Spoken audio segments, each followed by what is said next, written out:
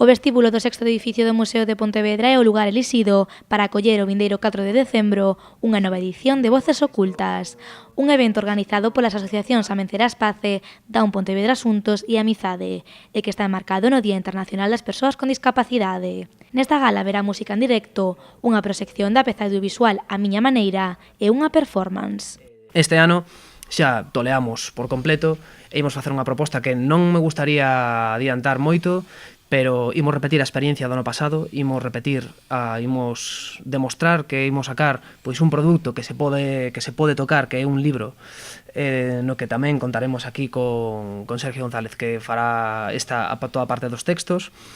Imos convertir a parte visual nun proxecto audiovisual, creando unha peza de animación. O obxectivo desta gala é demostrar o talento artístico das persoas con diversidade funcional e sensorial.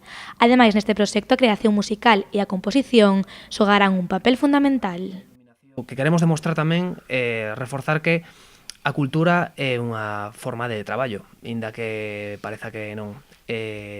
E que moitas veces moita xente pode aproveitarse deste vehículo, desta forma xa non de expresión, e todo o que sirve para, pois, emocionalmente, para as persoas, o guai que é a música, as artes e toda esta historia que todos estamos xa moi fartos de escoitar, pero sobre todo a nivel de traballo, a nivel, pois, que unha saída profesional a través da cultura. É algo que queremos tamén reivindicar con este proxecto.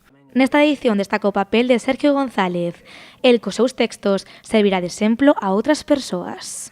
Cada vez que un ten a sorte de saber que contan con un e que pode aportar algo a un proxecto como máis, pois non deixa de ser un orgullo para mí, para a asociación a que represento, onde hai moita xente con moitos talentos que podrían colaborar tamén e facer moitas cousas.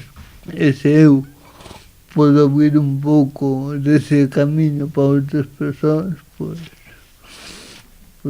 aquí son.